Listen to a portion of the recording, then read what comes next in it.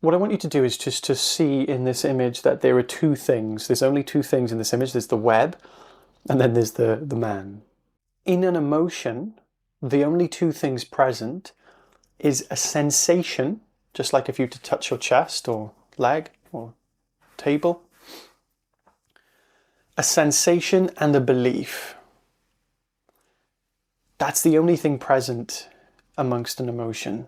Now, depending on the belief that interprets the emotion, is parallel to whether we will find that emotion comfortable or uncomfortable, and whether it is something that is complex to process or simple to process. So the second thing I want to point out is that a belief, just to be clear on all terms here, a belief is a pattern of thoughts that we give importance to. A pattern of thoughts that we give particular importance to over another pattern of thoughts.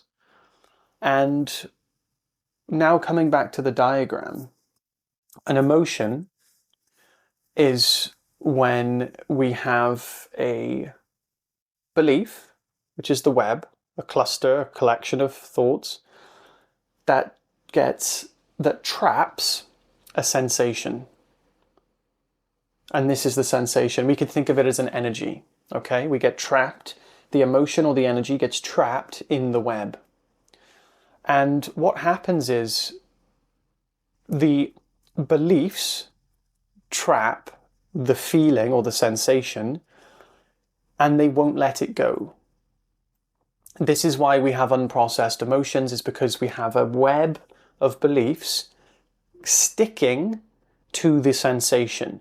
They tell us that we shouldn't feel it, I don't deserve to feel this way, this isn't right, this person did this person did X, I shouldn't have had this happen to me, I'm worthless, I'm lonely, I am this. And it's a load of beliefs that are associated to the sensation.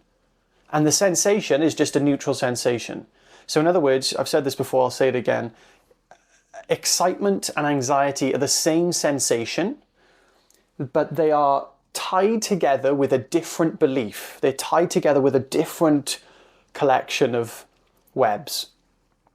The web that is excited to go on holiday, it's not a very thick web like this. It's not really much of a web at all. And it just falls away on its own. It's not a very sticky web, it just falls away. These are the emotions that we all love. These are all the feelings that we love: excitement, joy, adrenaline, things like that. So the ones that seem to be more sticky are the ones that have a lot of sticky webs, a lot of sticky thoughts, a lot of sticky beliefs. And they may be harder to process than any other emotion that doesn't have so many webs attached to it.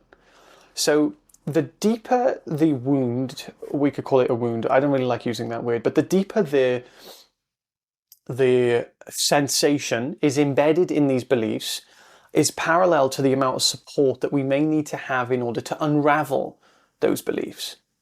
Think about it. If you were stuck in a web like this with all those webs, typically we need to go through therapy in order to untangle the sensation from the webs. Now, the sensation, it may be intense, it may be strong, but a sensation is always a sensation. And unless it's someone stabbing you with a knife, it's not a deadly sensation. It's not a life-threatening sensation. It's just a sensation. The thing that makes it uncomfortable is when the belief about it makes us not want to feel it. That's all the beliefs are doing when we're experiencing uncomfortable emotions. They are preventing us from feeling the emotion. They are preventing the emotion from being processed. Why? Because the entangled thoughts, the entangled web of beliefs are preventing us from wanting it to be there. It's lost in those thoughts, and we don't want to feel it because it feels horrible, because those beliefs tell us that this is not a comfortable emotion.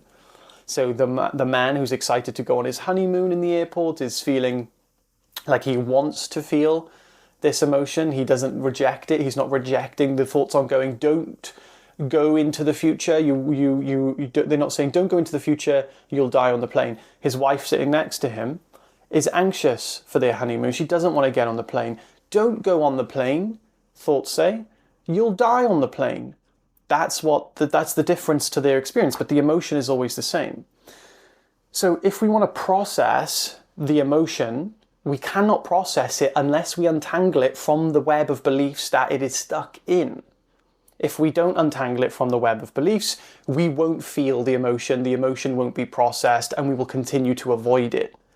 So this is why, if there's a lot of tangled beliefs attached to an emotion or a sensation, which creates then an emotion, then typically we need therapy. That's what therapy is for. Therapy is for untangling the string of thoughts and beliefs that are preventing us from processing a sensation in the body. If the beliefs are not that sticky and they're not that strong, typically we can resolve these on our own. We don't necessarily need a therapist to unravel those types of beliefs. So the main belief to unravel is the belief in separation. This belief in separation is quite literally encapsulating our entire body-mind. And that's the first and fundamental belief to relieve. Relieving that, which is attached to I am limited, I am finite, I am limited to the body, I can only perceive what my eyes perceive, so my consciousness must be limited. My consciousness must be limited to my field of vision, and therefore I must exist inside the head. And all of these beliefs are tied to not processing the body. So when we process the body as a sensation, which it is, which we could argue that suffering is the emotion of separation.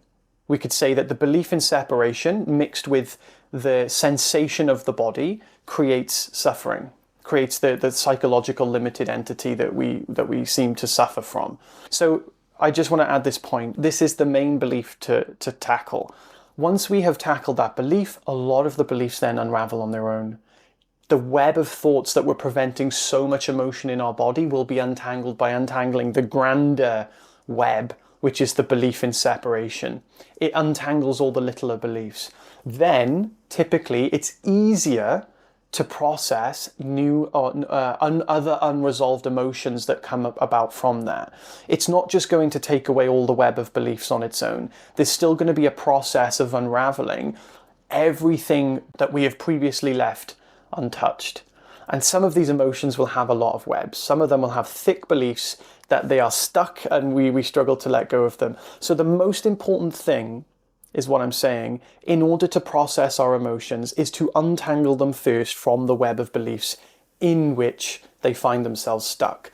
Only then will we be able to process the emotion, because prior to that, we won't want to feel it, because the beliefs will tell us everything they can to avoid us feeling the emotion, because the emotion is associated with some form of death-related quality, an identity-related quality, which all ultimately leads to some type of death-related quality. I will die, I won't be alive, something will happen, something bad will happen, I have to avoid this for my survival. That's what all these beliefs are ultimately associated to.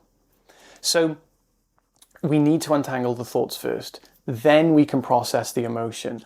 Processing the emotion, beyond that point, people say, well, I've untangled the beliefs. I don't believe what the beliefs are saying. Oh, by the way, that's another key point. To untangle those beliefs, we have to seek the truth in them. We have to understand that if a belief is telling me something, if I think it's true, but it's actually not true, the only thing you have to do is see that it's not true.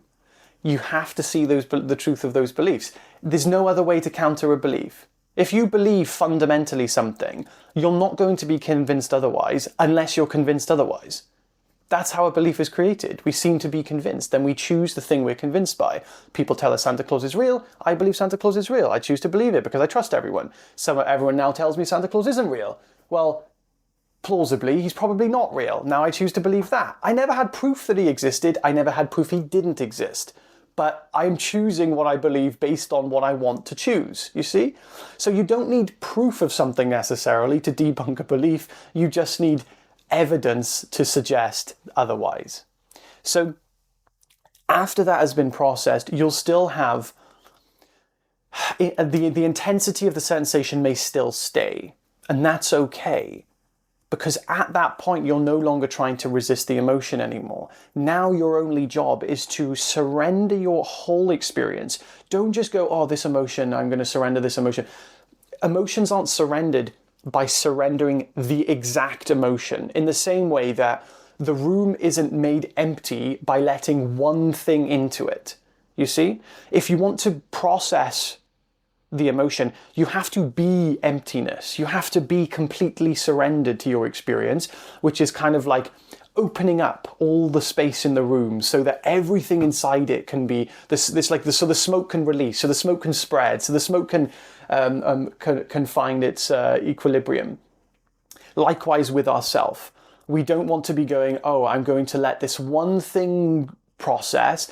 We have to, in the same way that right now you're already surrendering to your experience. Everything that's happening, you are allowing to be there. You're not saying no to the glass window. You're not saying no to the door, the tables and the chairs. You're not saying no to the sounds. You're not saying no to they're all appearing in you naturally, effortlessly. Now, in the same likeness that you are effortlessly allowing everything else in your experience to be, continue to let everything in your experience be, including the emotion that you previously resisted. So we're not going, I'm going to direct my emptiness into this emotion, because the only reason you would do that is to try and get rid of it. Therefore, you've just added another web of belief to the emotion, the belief that it's uncomfortable and the belief that you need to get rid of it. You see? So this is why it's important to go through this process. I hope this wasn't too long. I hope you've enjoyed it. I have a free community where I take people through this process every single week with meditations, Q&As. If you'd like to join, the link is in the description. I'll see you soon. Take care, guys. Have a beautiful day.